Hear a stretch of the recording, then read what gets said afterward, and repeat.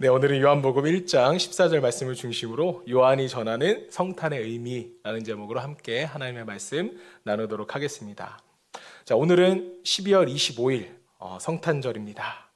성탄절 어제도 우리가 말씀을 나누었지만 예수님을 축하한다는 의미보다는요, 예수님이 이 땅에 오심을 기뻐하고 감사를 올려드리는 그런 의미가 더 크다는 것입니다.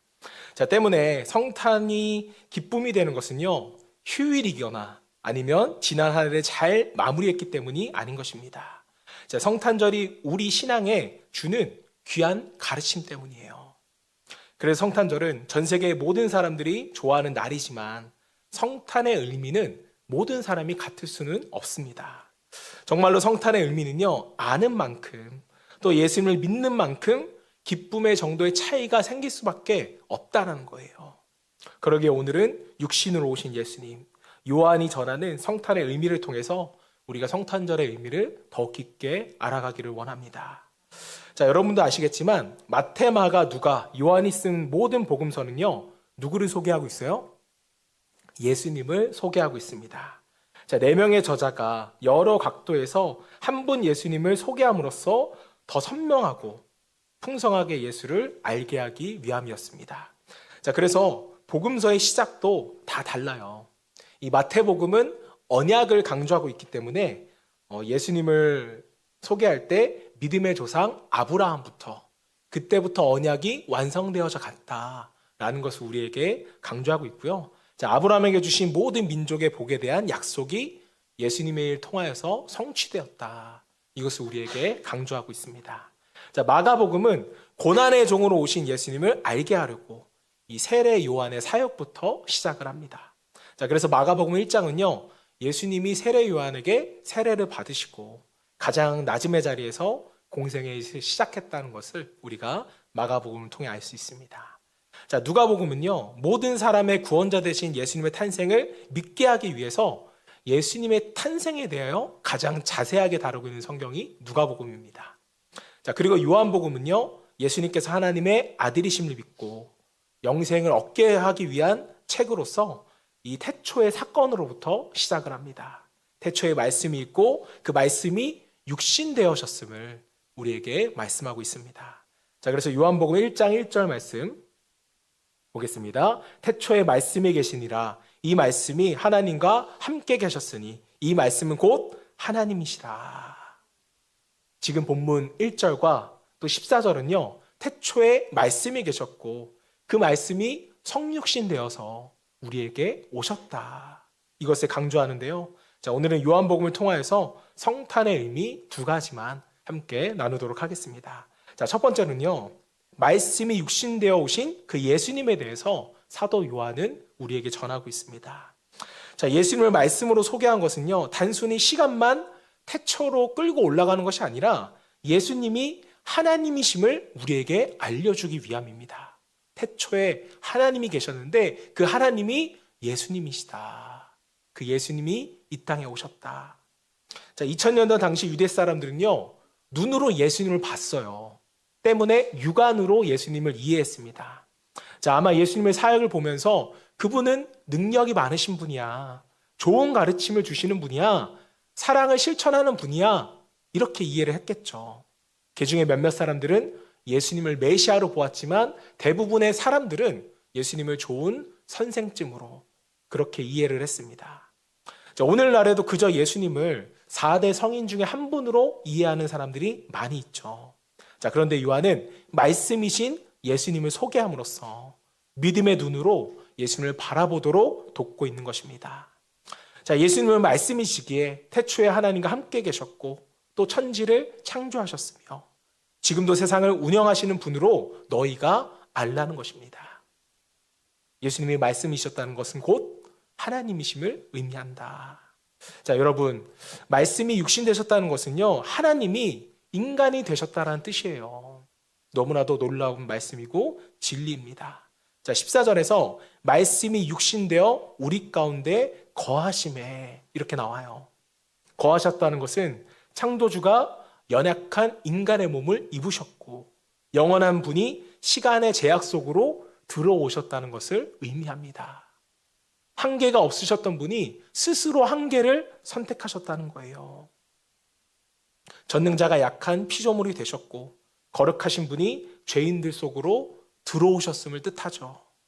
죽음과 무관하셨던 분이 이제 십자가의 고통 속에서 죽으시기로 작정을 하셨다는 것입니다.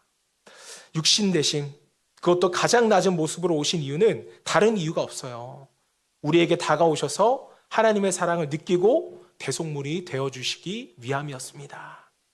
자, 여러분 한번 생각을 해보세요. 하나님이 저 천국, 하늘 위에서 우리를 사랑하신다고 한다면 과연 여러분들이 그걸 사랑이라고 느낄 수가 있을까요? 우리가 남편에게 있어서 가장 싫어하는 게 뭐예요? 말로만 사랑한다고 하는 거 아니에요? 뭐라도 하나 주고 뭐라도 도와주고 사랑한다고 말해야 사랑을 느끼잖아요. 남편분들 인정하십니까? 근데 항상 말로만 얘기하려고 해요. 저도 그렇습니다. 자, 육신으로 하나님이 우리와 임마누엘 하지 않으셨다면 여전히 하나님은 어떤 분이에요? 멀리 계신 하나님이에요. 두려운 하나님, 그 이름도 부를 수 없는 하나님으로서 여러분들은 그분을 느끼셨을 것입니다. 자, 그러나 육신이 되어 우리 가운데 거하시기에 언제든 우리를 하나님을 부를 수가 있고 만날 수 있고 구할 수가 있게 된 것입니다. 자, 존 오트버그 목사님이 이성을 넘어 사랑이라는 책에서 덴마크 왕의 이야기를 하나까지 소개했습니다. 자, 왕이 결혼할 때가 됐는데 평범한 소녀를 사랑하게 된 거예요. 소녀는 이 남자가 왕인지를 몰라요. 왕이 한 번의 만남을 통해 첫눈에 반하게 되었고 깊은 사랑에 빠지게 되었는데 왕은 이 사랑을 어떻게 가꾸고 열매를 맺게 할 것인지 이것에 대한 깊은 고민에 빠지게 됩니다. 자, 그래서 이렇게 고민하는 왕을 보고 신하들은 말해요. 너무 고민하지 말고 왕이 명령을 내리셔서 그 소녀와 그냥 결혼해버리라고 요청을 합니다. 자, 그런데 왕은 이렇게 말해요. 그렇게 일방적으로 강요된 사랑은 참 사랑이 될 수 없다. 이렇게 말하면서 다른 대안을 찾자고 요청을 합니다. 자, 그러자 다음 대안으로 소녀에게 벼슬을 내리고 직위를 주고 가까이 하면서 사랑을 키워가라고 권유합니다. 자, 그러나 왕은요, 그렇게 하면 소녀가 보석과 벼슬로 인해 나를 사랑하게 될 테니 어떻게 이것이 참 사랑임을 증명하는가? 라고 대답을 했습니다. 자, 왕은요, 소녀가 진심으로 자신을 사랑하고 또 소녀 또한 왕의 사랑을 진심으로 느끼기를 바랬다는 것입니다. 자, 그리고 왕은 고심 끝에 잠시 동안 왕의 자리에서 내려와서 그 소녀와 같아지기로 결정을 하게 됩니다. 왕은 자신의 사랑을 소녀에게 온전히 주기를 원했다는 것이죠. 때문에 소녀와 같은 옷을 입고 같은 음식을 먹으며 같은 시간을 함께하게 됩니다. 자, 이로써 진정한 사랑이 맺게 되고 그 소녀를 왕비로 초대할 수 있게 된 것입니다. 진정한 사랑을 주기 위한 왕의 노력인데, 자, 여러분, 성탄은요, 이처럼 하나님이 우리 가운데 거하심이에요. 사랑을 주기 위하여 기꺼이 왕의 자리에서 우리의 위치로 내려오셨다는 것입니다. 왕이 일반 평민이 되어서 소녀에게 다가간 것도 대단한데 하나님이 인간에게 내려오셨어요. 이것은 정말 차원이 다른 하나님의 사랑입니다. 인간으로 오셨던 예수님은 우리의 형편, 우리의 감정, 우리의 한계와 약함, 우리의 부끄러움을 다 이해하실 수 있으시겠죠. 성탄은 하나님, 인간인 되신 예수님, 그 자체가 우리에게 보일 수 있는 최고의 사랑이었다는 것을 저와 여러분 모두가 믿으시기를 소망합니다. 자, 예수님은 말씀이시지만 우리의 구원자가 되고 사랑을 전하기 위해 육신이 되셨습니다. 예수님은 항상 늘 하나님이셨지만 우리에게 다가오시기 위해서 육신이 되셨다라는 거죠. 긍정적으로 성탄에 모여 우리가 예배하는 것은 육신 되신 예수님을 통해 우리 모두 하나님께 나아갈 수 있는 구원의 길이 궁극적으로 열렸기 때문입니다. 저는 성육신 하신 예수님을 바라보면서 다시 한 번 더 좋은 목사는 어떤 목사인가라는 것을 묵상하게 됐습니다. 자, 좋은 목사는요, 유명한 목사, 능력이 많은 목사가 아니라 성도의 형편을 알고 언제나 기도 제목을 부탁할 수 있는 목사. 매일 성도를 위해 기도해주며 같이 먹고 같이 울고 언제든 물을 수 있는 목사라는 것을 저는 다시 한 번 더 묵상하고 깨닫게 되었습니다. 자, 좋은 목사뿐만 아니라 좋은 성도 역시 이웃을 향해 다가가는 사람이에요. 누구처럼요? 성육신하신 예수님처럼. 자, 그렇다면 오늘 우리가 성육신하신 예수님을 생각해 볼 때 성탄의 의미를 바로 알고 합당한 예배를 드리는 사람은 어떤 사람일까? 저는 내려가는 사람이라고 믿어요. 낮아지는 사람입니다. 다가가는 삶이 성탄의 참된 예배자인 거예요. 우리 모두가 일상 중에 더 높음만 바라보며 살아왔지만 육신이 내게 다가오신 성탄에는 우리도 다가가는 그러한 예배자가 되어야 할 것입니다. 우리 이웃 중에 또 직장 동료 중에 또 예수님을 모르는 사람들, 우리가 이들에게 예수님이 이 땅에 오셨던 것처럼 우리가 다가갈 때 우리 하나님은 그것을 기뻐하시고 그것이 우리에게 있어서 참된 성탄의 의미가 되는 줄로 믿습니다. 자, 한 발 더 나아가서 요한복음이 우리에게 들려주는 성탄의 의미 두 번째는요, 은혜와 진리가 충만한 예수님이었습니다. 자, 14절 후반절에 우리가 그의 영광을 보니 아버지의 독생자의 영광이 은혜와 진리가 충만하더라. 자, 그 소녀가 친구로 다가온 왕을 따라 궁궐에 들어가 왕비가 되듯 우리 모두 말씀이 육신 되신 예수님을 바로 알고 또 믿을 때 예수님과 함께 은혜의 보좌로 들어가게 되는 줄로 믿습니다. 자, 왕은 소녀와 함께 궁 밖에서 계속 살아갈 수가 없어요. 왕은 궁궐에 들어가서 왕으로서 해야 될 일이 분명히 있겠죠. 소녀가 살았던 그 동네를 더욱 안전하게 하고 풍성하게 하고 아름답게 가꾸는 것이 왕의 본연의 임무입니다. 자, 이를 위해서 이제 소녀가 왕과 함께 궁궐로 들어가는 거예요. 자, 이것이 오늘 말씀에 따르면 은혜와 진리의 충만인 것입니다. 자, 은혜와 진리는요, 어떤 감정이나 지식이 아니라 관계를 의미합니다. 자, 은혜라는 것이 뭔가요? 왕비가 될 수 없었던 소녀가 왕이 사랑함으로써 왕비가 돼버리는 거예요. 자기가 왕비가 되고 싶다고 왕비가 되는 거예요? 평민 주제에 어떻게 로얄 패밀리가 되겠어요? 왕이 사랑했기 때문에 그저 은혜를 잊고 궁궐로 들어가는 것이죠. 자, 그리고 하나님이 우리를 위해 행하시고 그것을 알게 하심이 바로 진리입니다. 하나님이 행하시는 모든 것은 진리예요. 은혜와 진리는 어떤 결과물이 아니라 하나님과의 바른 관계이며 임재에 대한 자각이라고 말할 수가 있겠습니다. 자, 때문에 은혜와 진리가 충만한 예수님이 우리와 함께 항상 할 때는 항상 뭐가 넘치게 돼요? 기쁨이 넘치게 되는 것이죠. 사랑하는 사람과 있으면 기쁘시잖아요. 근데 왜 지금 다 표정이 어두우세요? 기뻐하셔야죠.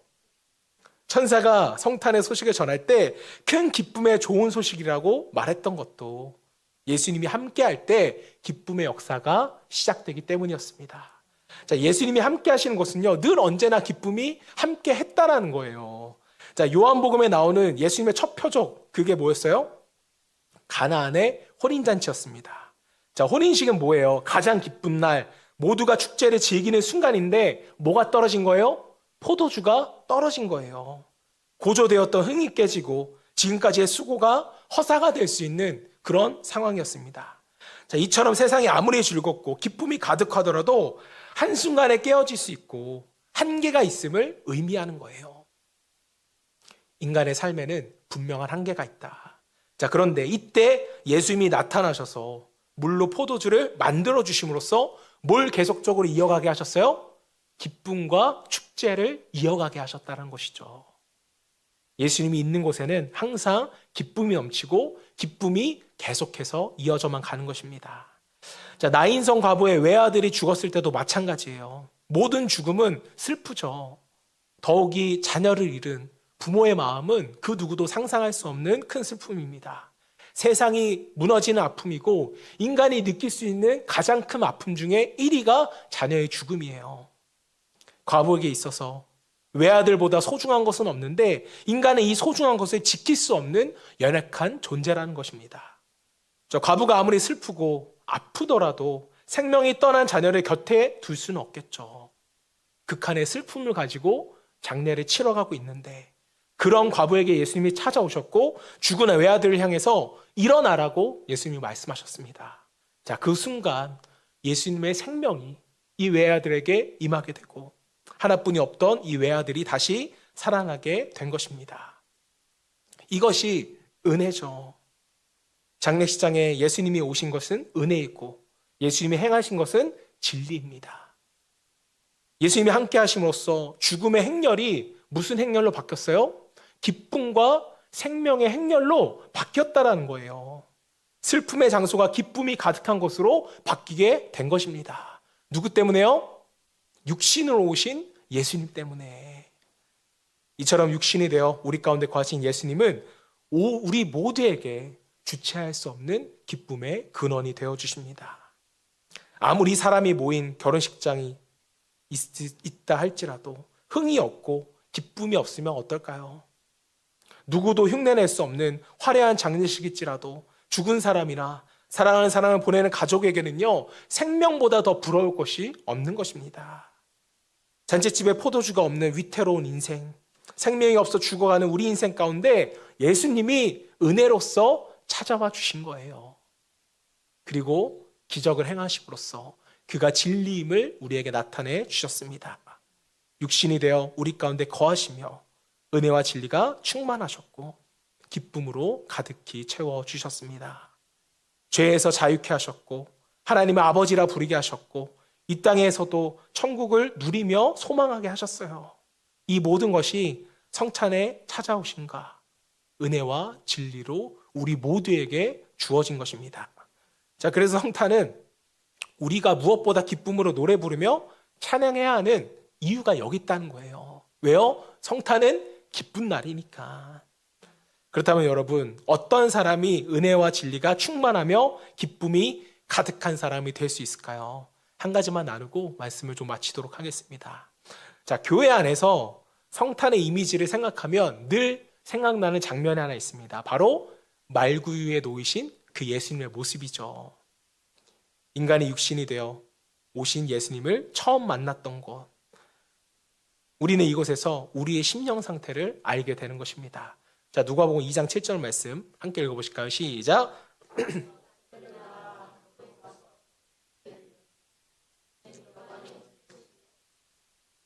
자, 말씀이 육신 되신 예수님은요, 이 땅에 오셨을 때 모든 사람이 당연히 눕게 될 이부자리가 하나 없으셔서 어디에 누우셨어요? 말의 먹이통, 말구유에 누우시게 되셨습니다. 자, 이는 예수님이 이 땅에 오신 목적과 함께 누가 예수님을 볼 수 있는지 저는 알려주는 장면이라고 생각을 합니다. 자, 예수님이 세상의 왕이 되고자 하셨다면 궁궐의 왕의 아들로 오셨을 거예요.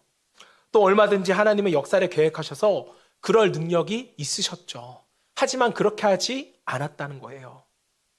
또 유대 종교의 지도자가 되고 하셨다면 대제사장의 가문에 오셔서 제사장의 일을 하셨으면 되었습니다. 자, 그러나 예수님은 말구유에 누울 수밖에 없는 마리아를 통해서 이 땅에 오셨습니다. 자, 말구유처럼 가난한 심령, 겸손한 심령은 누구나 예수님을 만날 수 있도록 낮음으로 오시기 위함이셨습니다. 자, 사랑하는 여러분, 예수님을 만나 생명을 얻는 일에는 아무런 제약이 없다라는 거예요. 인간을 만나기 위하여 낮은 자로 오셨고, 그런 예수님은 우리의 높은 마음만 비운다면 그 어떤 것도 가로막지 않을 것입니다. 만약에 예수님이 왕으로 오셨다면, 대제사장으로 오셨다면 과연 몇 사람이나 예수님을 만날 수 있었을까요? 이방인이었던 동방박사들이나 또 천한 목자들이 과연 예수님을 만날 수 있었을까요? 2000년 전에 말구유에 누이신 예수님, 오늘도 이 시간에 마음이 말구유와 같은 사람에게 만나줄 줄로 믿습니다. 높아지려 하고 부하려고만 하는 사람에게 예수님은 잘 보이지 않아요. 왕이었던 헤로당은 예수님을 만나지 못했지만 낮은 마음으로 찾아왔던 이방의 동방박사들, 목자들은 예수님을 만났다는 사실을 저와 여러분 모두가 기억할 수 있기를 바랍니다. 마음이 구유와 같이 겸손한 사람, 아무것도 자랑할 것이 없고 의지할 것이 없는 가난한 마음을 가진 사람에게 그분이 아기 예수님이 아니라 말씀이신 예수님, 전능하신 하나님으로 분명하게 찾아오실 것입니다. 자, 그리고 혼인잔치의 기쁨을 회복시켜 주시고 장래의 행렬을 기쁨의 행렬로 바꾸듯 우리의 인생 가운데도 기쁨으로 가득히 채워질 거라고 저는 믿어요. 오늘 귀한 성탄절, 육신으로 이 땅에 오신 예수님, 은혜와 진리가 충만한 예수님을 통하여 복되고 기쁨이 넘치는 인생 되기를 주님으로 축원합니다. 한마디만 더 하겠습니다. 메리 크리스마스.